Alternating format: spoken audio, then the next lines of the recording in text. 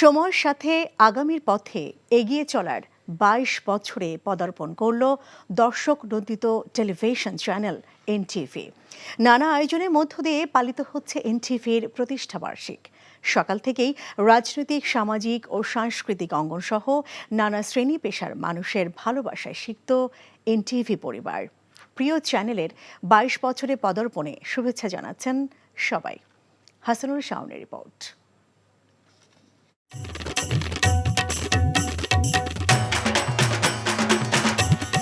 ২১ পেরিয়ে ২২-এ এনটিভি। তাই তো দর্শক শুভাকাঙ্ক্ষীদের ভালোবাসা প্রকাশ প্রিয় প্রতিষ্ঠান এনটিভির প্রতি। সকাল থেকেই বিভিন্ন অঙ্গনের মানুষ শুভেচ্ছা জানাতে আসেন এনটিভিতে। সবার আশা, অতীতের মতোই সামনের দিনেও দর্শকদের প্রত্যাশা পূরণ করবে এনটিভি। এখন জন্ম সনদ দিয়ে খোলো বিকাশ স্টুডেন্ট অ্যাকাউন্ট। নিজের বিকাশ নিজে কর। সব জায়গায় কিন্তু একটা স্থূল রুচির পরিচয় আমরা দেখতে পাচ্ছি। কাজে সেই ক্ষেত্রে এনটিভি চেষ্টা করছে আগের সে ঐতিহ্যকে রক্ষা করতে। আশা করি ২১ বছর পার হয়ে ২২ বছরে পদার্পণ করলো, সেখানে এই বিষয়গুলোকে নিয়ে ভাববার অবকাশ আছে। সমস্ত চ্যালেঞ্জগুলি তারা সাহসিকতার সাথে অতিক্রম করেছে এবং মানুষের আস্থার দিকটা ধরে রাখার চেষ্টা করেছে। এনটিভির এই শুভ দিনে আমি শুধু এটুকুই বলবো, আমি লিখতে চাই, আমি বলতে চাই, আমি দেখতে চাই কোনটা সাদা কোনটা কালো। প্রতিষ্ঠাবার্ষিক উপলক্ষে উৎসবের আমেজ এনটিভিতে। দিনটিতে এনটিভির পর্দায় দর্শকদের জন্য আয়োজন করা হয়েছে বিশেষ কিছু অনুষ্ঠান। গণমাধ্যম সমাজের দর্পণ। বস্তুনিষ্ঠতা আর সুনামের মাধ্যমে এনটিভি জয় করেছে দেশ বিদেশের কোটি দর্শকের হৃদয়। অনুষ্ঠানের বৈচিত্র্য আর বিনোদন দিয়ে দর্শকদের মন জয়ের ধারাবাহিকতা আগামী দিনেও অব্যাহত থাকবে বলেই প্রত্যাশা সবার। বলে না সুতিকাগার, তো সেই ব্যাপারটাই হয় এনটিভির ক্ষেত্রে, যে একেবারে আমার নিজের ঘর, এখান থেকে আমাদের যাত্রা শুরু হয়েছে।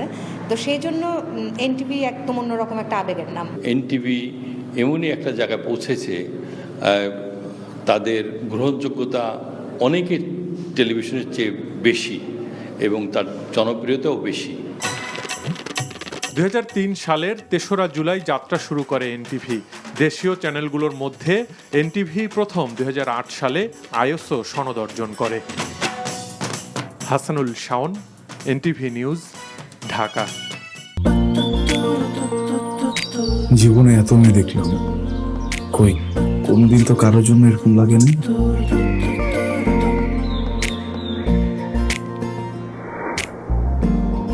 কে এটা? এত মায়া। কেমন আছেন আঙ্কেল? কোন দিক দিয়ে দেখে আমার আঙ্কেল মনে হয়? আরে আপনি আমার মামার ফ্রেন্ড না? কোন মামার ফ্রেন্ড? শামীম মামা। শামীম মামা। আস্তাগফিরুল্লাহ।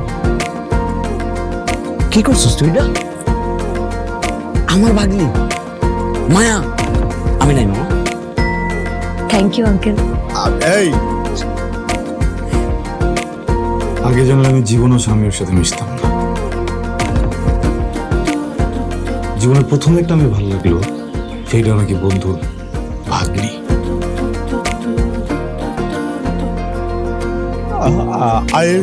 I love you. এভাবে শুরু হোক আমাদের গল্পটা। আপনি আমার মামার বন্ধু, মানে আপনি আমার মামা। মামা জানি কোথাকার। এই ফুলটা নিয়ে যাও। এভাবে শুরু হোক আমাদের গল্পটা। আমার বোন, আপনার ভাগ্নি, এটাই বাস্তবতা। এই বাস্তবতা মানি না, তাহলে আমি ওর সাথে বন্ধুত্ব রাখবো না। কি রে তুই খারার উপরে পল্টি লই লাইতেছ? জুতা দে মুতরে। হ্যাঁ, জুতাও তো লাগবে এক জোড়া, তাহলে বাড়াই দিও। হারামজাদা খারাপ। তুমি মন সারাটা সময় কাছাকাছি এলে ভালো লাগে, তাই শুধু কাছে টেনে যা। Thank you uncle.